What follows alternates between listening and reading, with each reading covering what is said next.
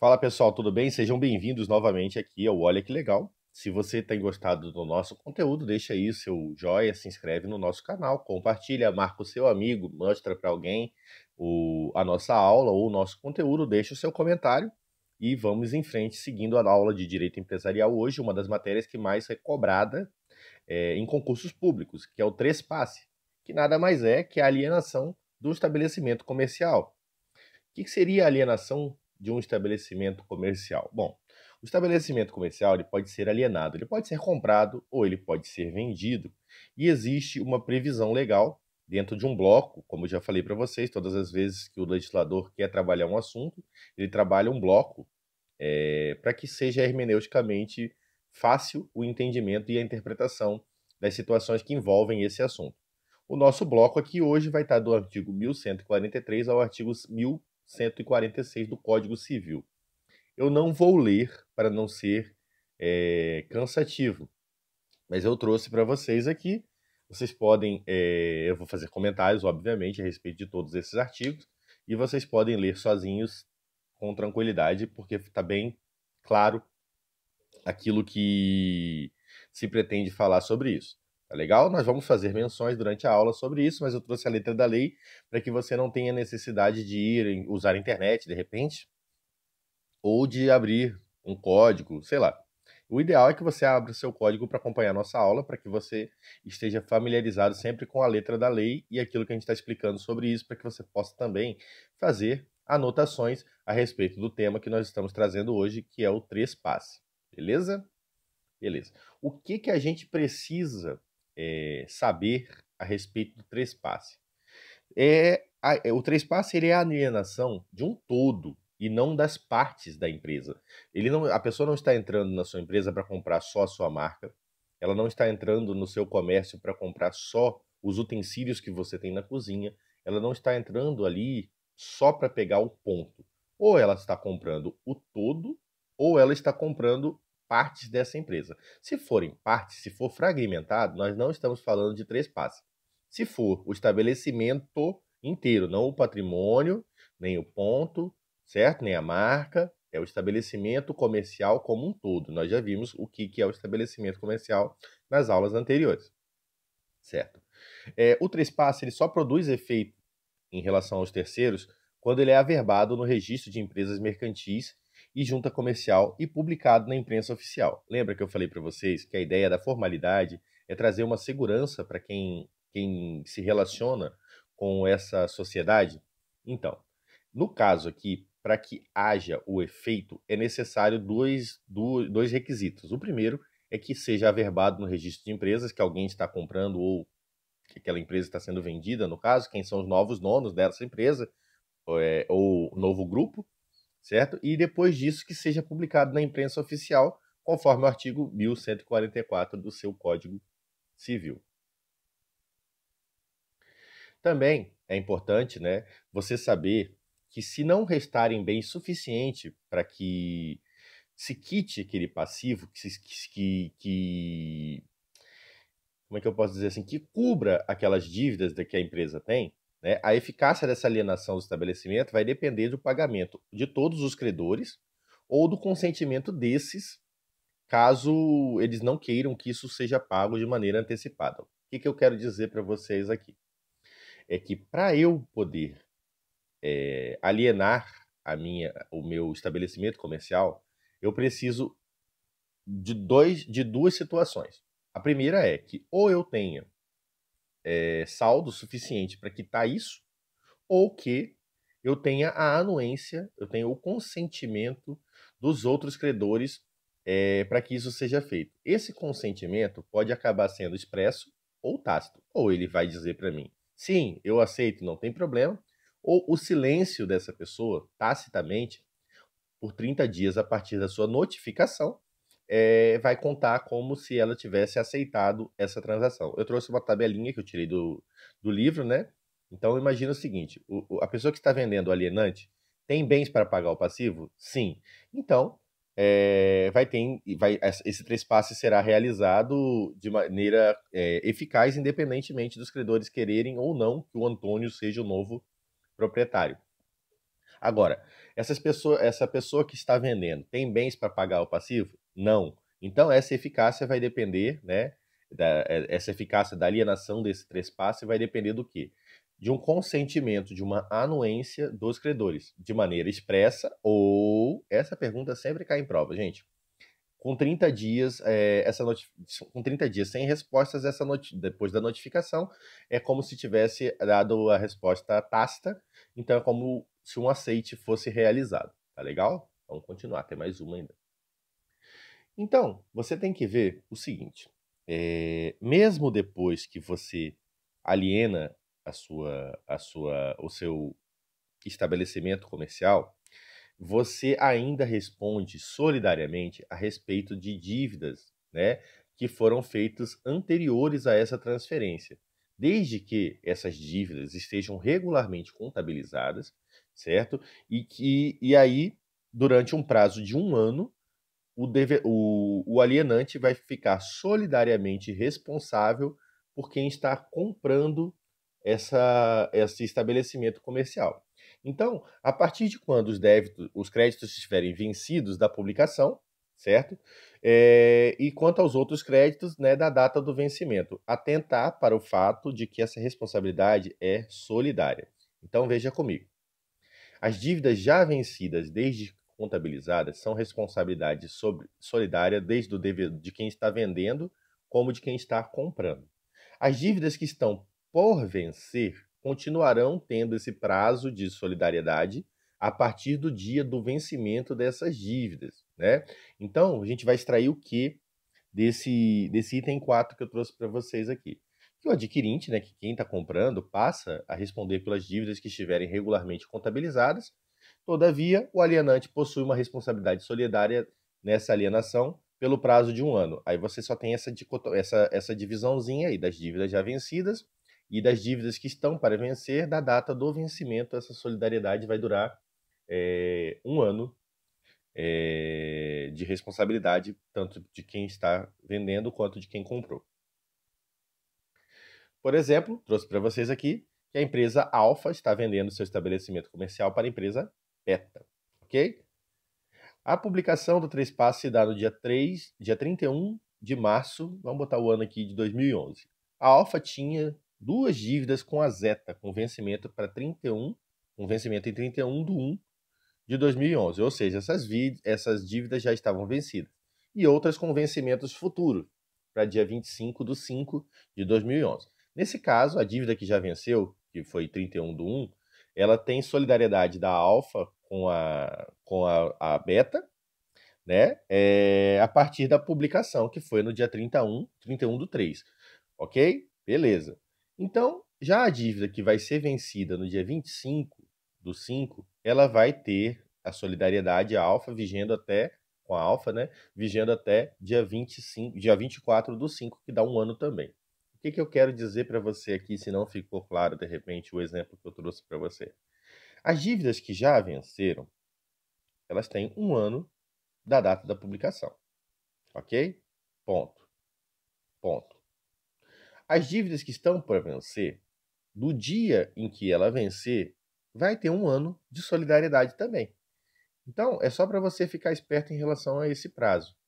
É um prazo de um ano das dívidas que já estão vencidas e um ano a partir das dívidas que estão para vencer. Tá legal? O trespasse, ele também tem influência do direito tributário em relação à questão, né, obviamente, de tributos, está prevista lá no artigo 133 do seu Código Tributário Nacional, conhecido como CTN. O artigo 133 diz para a gente que a pessoa natural ou jurídica de direito privado que adquirir uma outra pessoa, né, a qualquer título, fundo de comércio ou estabelecimento comercial, industrial ou profissional, e continuar a respectiva exploração sobre a mesma ou outra razão social, ou sobre firma ou nome individual, responde pelos tributos relativos ao fundo estabelecimento adquirido, devidos até a data do ato, integralmente se o alienante cessar a exploração do comércio, indústria ou atividade, subsidiariamente com o alienante, se esse prosseguir na exploração ou iniciar dentro de 6 meses a contar da data de alienação nova, da data de alienação, nova atividade, no mesmo ou em outro ramo comercial, industrial ou de profissão. O que ele está querendo dizer para a gente aqui? Olha só, né? Vamos voltar. Opa. Que não é porque você está vendendo a sua empresa que você vai ficar isento, né, de qualquer responsabilidade. Epa, apanhando aqui, só um pouquinho. Só um pouquinho que eu já estou voltando aqui, que eu me perdi aqui um pouquinho. Acontece.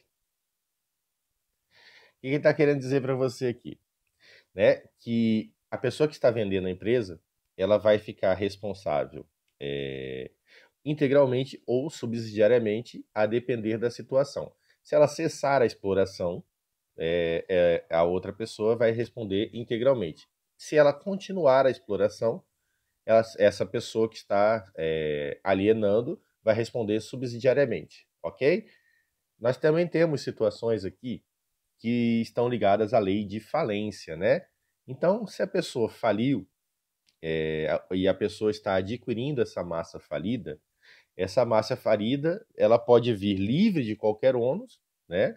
Como a gente vai poder ver aqui no artigo 141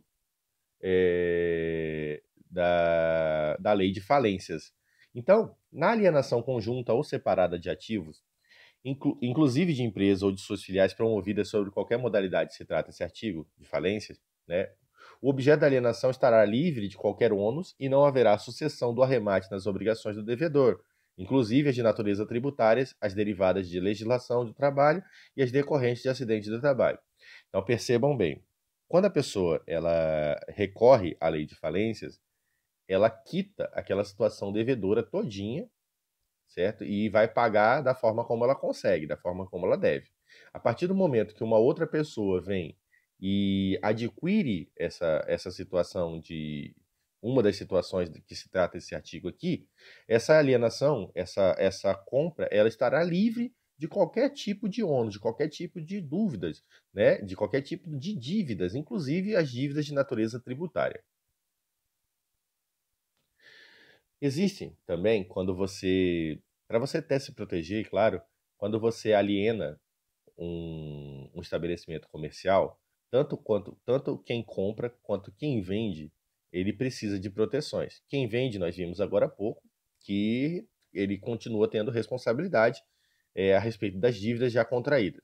E existe uma situação chamada de cláusula de não reestabelecimento, que está prevista no artigo 1147 do seu Código Civil, em que, não havendo autorização expressa, o alienante do estabelecimento não pode fazer concorrência ao adquirente nos 5 anos subsequentes à transferência. No caso de arrendamento ou usufruto do estabelecimento, a proibição prevista nesse artigo persistirá durante o prazo do contrato. Você imagina a seguinte situação, né? Você imagina a seguinte situação. Eu vou trazer o um exemplo para você, eu não vou falar sobre isso, então. Calma aí. O artigo 1147 estabelecido, né, que o que é a cláusula de trespasse, né? Perdão, a cláusula de não restabelecimento, né?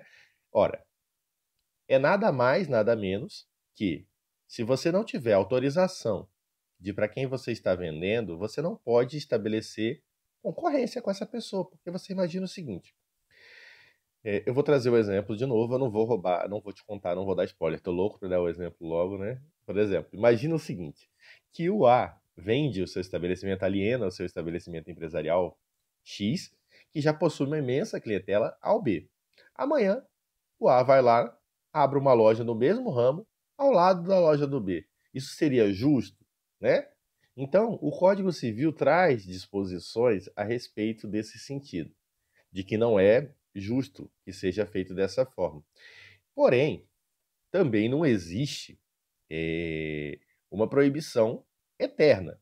Eu não posso abrir a minha loja de doces, eu faço bolo de banana, por exemplo, né? Torta de banana. Aí eu vendo para Maria a minha, nem sei se existe, a minha confeitaria de tortas de banana, ok? Eu não posso, no mesmo bairro que eu tinha, na mesma rua que eu tinha, abrir de novo o negócio de torta de banana. Mas se eu mudar, por exemplo, eu moro aqui em Cuiabá, no Mato Grosso. Se eu mudar lá para Salvador, na Bahia, e abrir uma situação como essa, não estaria infringindo essas normas de não restabelecimento. Por exemplo, as limitações estão previstas, por exemplo, em razão do artigo 170 da Constituição, em que essa cláusula de não restabelecimento ela tem que apresentar limites materiais de ramo de atividade, territoriais no âmbito geográfico e temporais do prazo de não concorrência, para que também não se fira os princípios constitucionais da livre iniciativa e da livre concorrência. Veja bem, o que é um limite material? Ora, se eu estou lhe vendendo o conhecimento da minha família, a fórmula da minha família de venda de pão de queijo, não é justo que eu vá e abra uma nova fábrica de pão de queijo em qualquer lugar do país. Aí não vale. Mas, por exemplo, se eu tenho uma empresa de comida japonesa, aí eu vendo essa empresa de comida japonesa para o Antônio. E aí eu vou lá do lado do Antônio e abro agora uma empresa de comida mexicana, uma empresa de comida italiana, certo? Um restaurante de comida italiana. Isso já tem limites materiais que são distintos. Então, a minha clientela, que era toda de comida japonesa, não tem nada a ver com essa nova atividade que eu estou exercendo. Também pode ser que eu vendi a autorização, eu vendi a empresa de pão de queijo da minha família aqui em Cuiabá, no Mato Grosso. E aí eu me mudo lá para Brasília.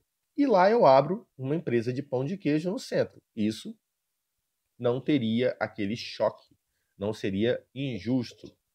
E também, vamos supor que eu vendi a empresa de pão de queijo da minha família para alguém aqui em Cuiabá. Ok? Tudo bem. Se não houver menção na venda, o prazo que eu não posso abrir uma nova empresa de pão de queijo aqui em Cuiabá é de 5 anos. Mas pode ser que as partes estipulem a respeito desse prazo, que não possa ser concorrente dessa pessoa. Então, a cláusula de não restabelecimento, ela não é que ela veda qualquer exploração de qualquer atividade, né? E nem que ela queira que as pessoas nunca mais trabalhem.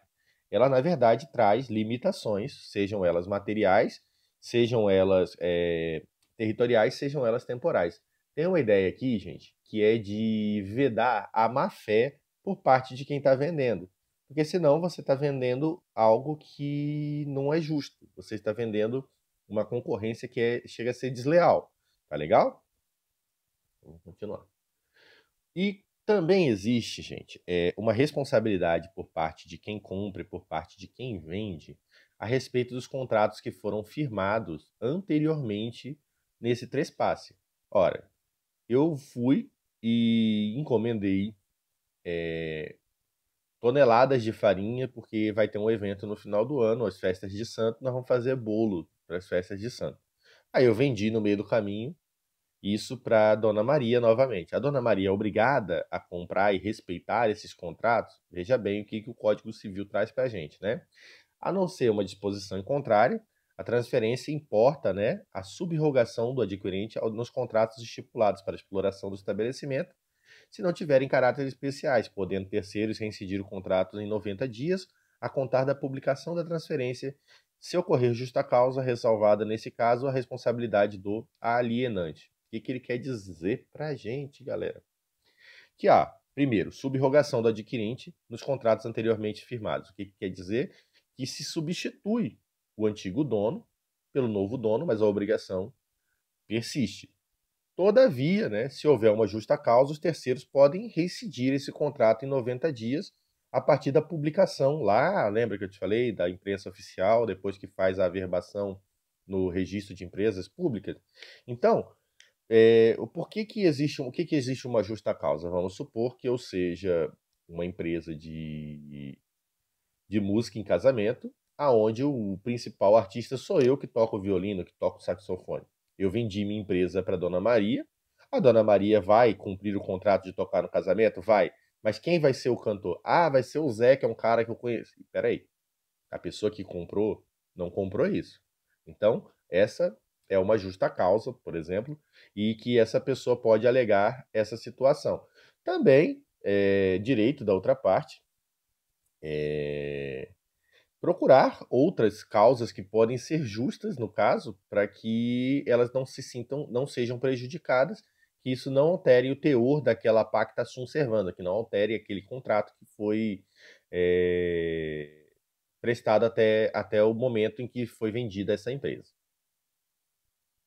O artigo 149 traz para a gente a questão de cessão de créditos referente ao estabelecimento transferido, que vai produzir efeito em relação aos respectivos devedores, desde o momento da publicação da transferência, mas o devedor ficará exonerado se de boa-fé pagar ao cedente.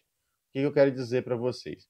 Ora, a empresa também não transfere só problemas, gente, tá? Da mesma forma que quando eu te vendo uma empresa, eu tenho contratos com fornecedores em que eu devo material para capital de giro, etc e tal, eu também tenho contratos com credores, pessoas que compram o meu material, pessoas que compram o meu serviço, pessoas que compram o meu produto e que estão me devendo.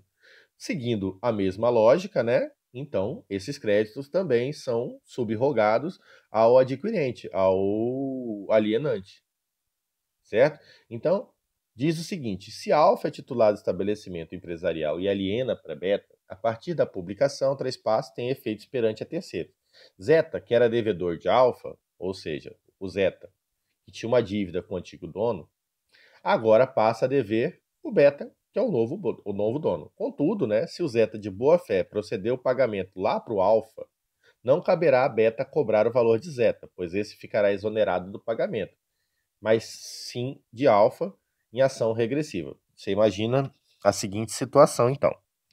O Alfa, o Zeta deve o Alfa. Aí o Alfa vai e vende para o Beta, ok? Só que o Zeta estava viajando, não sei, não acompanhou as coisas, foi lá de boa fé e na hora de pagar a dívida não pagou para o novo dono, ele pagou para o antigo dono.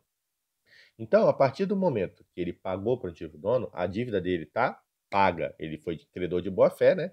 Ele foi uma pessoa de boa fé, foi lá e pagou, pá, certo? A partir de agora, o novo dono, se ele quiser receber esse dinheiro, ele tem que cobrar esse dinheiro do alfa, seja numa ação regressiva ou seja de bom grado. Às vezes o alfa pode ser também uma pessoa idônea e pague. Por que não? Não é mais dele, acabou de receber uma bolada, de repente, conseguiu se livrar da empresa, vendeu a empresa, né, vendeu a bucha, está numa situação em que não precisa desse tipo de expediente. E aí a gente vai falar de aviamento também. Não confunda o aviamento com aquele negócio de aviação, tá? Não tem nada a ver com costura. Tem o seguinte, o Fábio Ulloa Coelho, o FUC, ele trabalha com a gente, né, que o estabelecimento é uma reunião dos bens necessários para o desenvolvimento da atividade econômica. A gente já falou disso exaustivamente. Ao reunir os bens de diversa natureza para exercer a atividade, ele acaba agregando um valor à empresa, que faz com que esse valor seja maior do que a simples soma dos bens. Lembra que eu falei para vocês na aula passada que a farinha, o açúcar, o fermento e a banana, sozinhos, eles são só ingredientes, eles podem estar no supermercado. Agora, quando você mistura essa farinha, esse açúcar, esse fermento e essa banana e transforma isso num bolo de banana, é o que a gente fala de valor agregado. O que é o valor agregado? Se você colocar o símbolozinho da Nike nesse bolo, botar o símbolozinho da Apple nesse bolo e disser que esses componentes juntos, eles não são só um telefone, ele é um iPhone, e isso vai agregar um valor. Então eu trouxe um exemplo para você aqui. Imagina se o estabelecimento X possui máquinas no montante de 10 mil, edificações no valor de 50 mil, mas ele funciona faz muito, muito, muito tempo mesmo. Então ele já possui uma clientela e uma tradição naquele local. Você imagina o seguinte: você vai comprar lá no centro da cidade o churrasquinho grego do seu Antônio. Lá atrás do ponto de ônibus, lá na integração do ponto de ônibus, certo? Todo mundo, todas as gerações de todo mundo que estudou nas escolas ali do centro, nas faculdades ali do centro, desce naquele ponto de ônibus, é quase impossível não comer a coxinha do seu Antônio, não comer um churrasquinho grego no seu Antônio. Então, quando você vai lá comprar o churrasquinho, comprar esse estabelecimento comercial, você não está comprando apenas o maquinário do seu Antônio.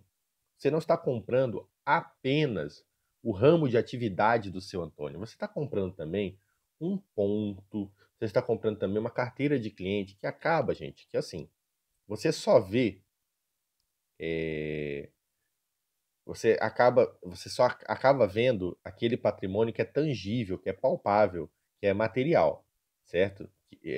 O cliente também vai acabar sendo. Mas você só consegue ver, muitas vezes, isso. Só que você imagina o seguinte: para aqueles 3 clientes que estão voltando hoje, o seu Antônio teve que fazer muitas promoções, o seu Antônio teve que fazer divulgação na internet, panfleto, carro de som. O seu Antônio, para chegar nessa carteira de cliente de dizer que 2.000 pessoas por dia passam ali no estabelecimento dele, ele investiu bastante. Então, esse valor agregado, essa situação além, esse plus que vem, é juridicamente conhecido como aviamento. Então, é, eu trouxe para vocês questões de certo e errado, expliquei para vocês por que que está certo ou por que que está errado a questão, e trouxe também para vocês a nossa atividade que estará aqui. Só temos uma questão hoje para você julgar certo ou errado e justificar para mim. O que que eu quero que você justifique? Toda vez que eu te pedir para justificar algo, eu também, você pode chamar isso de embasamento jurídico. O que que isso significa? Significa que você vai me dizer certo ou errado e vai dizer a referência de onde você tirou essa informação. Ah, foi da súmula tal, foi da lei tal, foi do artigo tal de tal código. Que lei que é esse código? Eu quero essa resposta completa e assim nós vamos treinando para a segunda fase da nossa OAB. Espero que todos tenham entendido a matéria. Caso você não tenha entendido, por gentileza, deixe o seu comentário, sua dúvida aí, que assim que possível eu responderei. Deixa seu like, deixa a sua inscrição, compartilhe o vídeo, faça com que o conhecimento chegue a todas as pessoas possíveis. Um abraço, fiquem com Deus, valeu!